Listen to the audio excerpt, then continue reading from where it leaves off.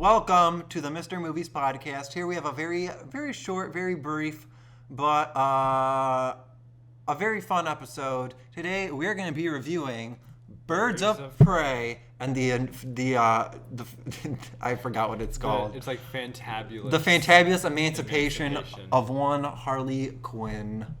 What a name. What a name. And we saw this early. We saw this about a week ago, right? Mm-hmm. Last Friday. Yeah. Dang, that was a while back. Week and a half. Anyway, we want to talk about it today, give you our thoughts, because we both have different opinions on it. So it's going to be a short episode, but a fun episode nonetheless. You know what, Duncan? I'm feeling generous today, so how about you start with what you thought of the film? Overall. And then we'll get into the meat. First impressions, overall experience. When I watched it in the theater, I was having the time of my life. Okay. I really got involved with I didn't go into this ready to critique the movie. Okay. We saw an early screening. Yeah. So I was just grateful to be there. Mm-hmm. So I went into it not thinking I'm going to review this movie. Yeah. I was there thinking, wow, I get to see it early. I got to say, it was nice seeing this movie without any pre-notion of if people were going to love it or hate it. Okay, yeah. I thought that was really cool because, it lets you set your own opinion. Very true. Yeah, I'd say overall, this movie wasn't for me. I don't want to say that it's, bad or not worth seeing. I definitely think it's worth seeing. I think that DC has done a good job recently with letting their directors basically take the reins and make whatever they want and not really worry about making it fit into this larger picture, which I really appreciate, and I'm always going to, support that. But if I'm being honest, I don't think the movie really was for me. I really didn't enjoy it. It's probably in the lower half of the DCEU for me. How about you? You go again and get into what you really liked about the movie. I thoroughly enjoyed.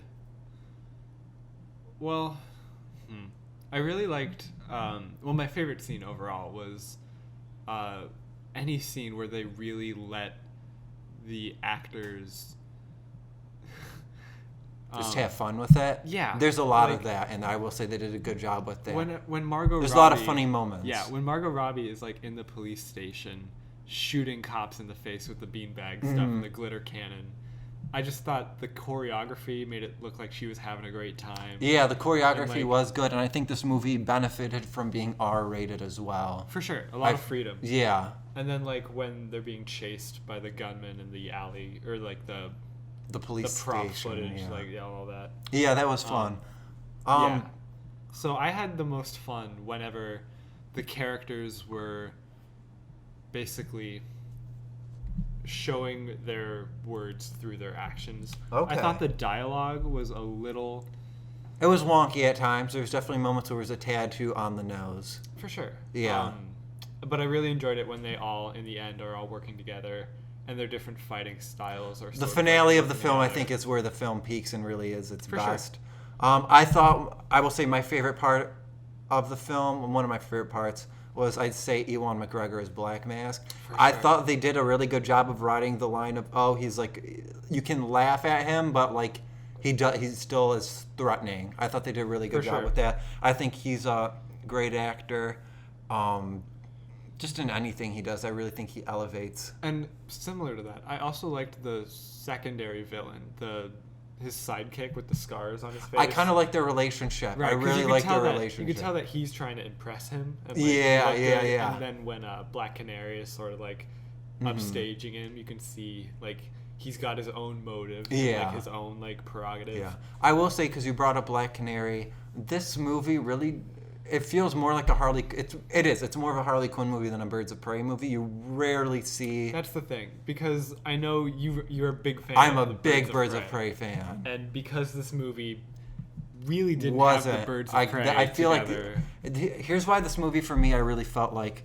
I was a big Birds of Prey fan going in. I was excited to see the Birds of Prey. Yeah. And so when it was a Harley Quinn movie, I was kind of not that, I feel it's not Harley Quinn and the Birds of Prey. If they had called it Harley Quinn and the Birds of Prey, I feel like that honestly would have been a better title. Especially because you don't have fantabulous emancipation bullshit. Yeah.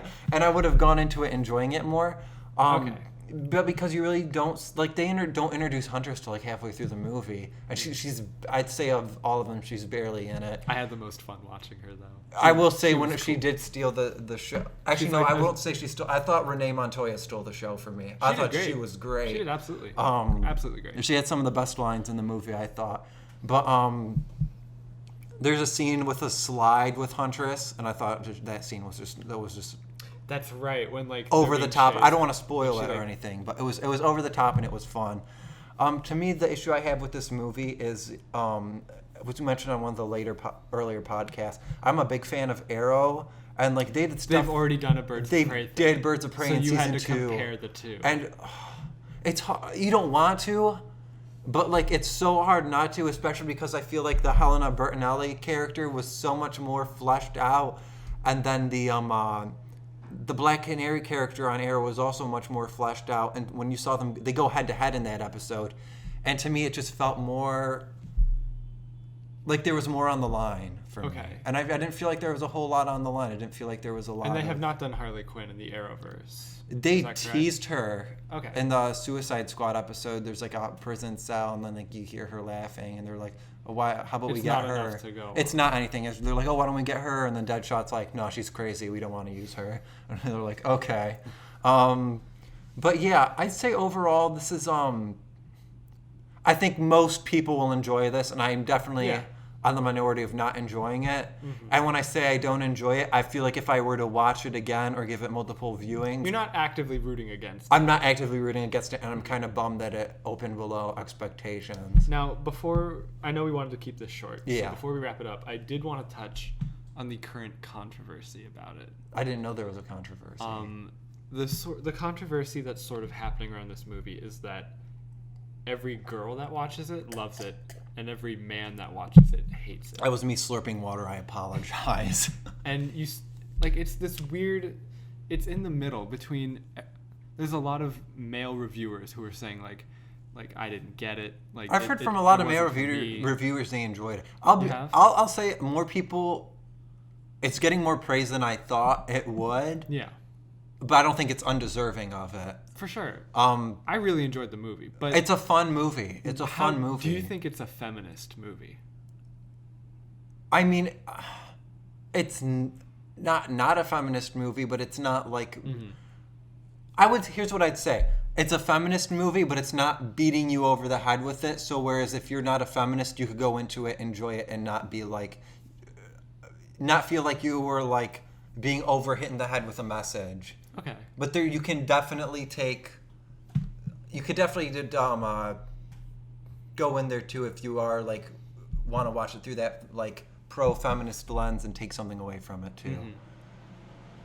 Your air conditioning just ruined the quality of this podcast. I hope. Do you want to be cold? Oh, I don't know. No, I want good audio quality. That's what I want. Is it too much to ask for both? I turned it off. Oh my gosh. Yeah, go away. Okay. That's our thoughts on Birds of Prey. Yeah, also, I liked it. Frank did. Duncan's going to be mad and he might edit this out. Oh, I might. Duncan made a really great video of his review of Birds of Prey. It's about 1.5 minutes long on his YouTube channel. Check it out. His channel is affiliated with our page, so you can go on it and check it out. It's definitely worth a watch. Thank you. I didn't know you were going to shout that out. Oh, I got to shout It's a dumb video. It's a really funny video. It's not great. It's a funny video. I appreciate the shout out. No problem. All right. Thank you for listening. Thank you for listening. That was our Birds of Prey thoughts, and we'll be back at it. All right. Go see Birds of Prey and come up with your own opinions. Yes. And let us know down below in the comments. Mm-hmm. We will be having a big argument with everyone who didn't like it. At least I will.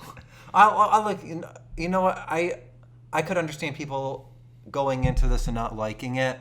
Okay. I can't see someone like actively hating it. Perfect. That's it. All right, we've made this exit go on way too much longer. All right. So. Bye. Love you. Love you too. Bye. Well, I wasn't talking to you. Bye.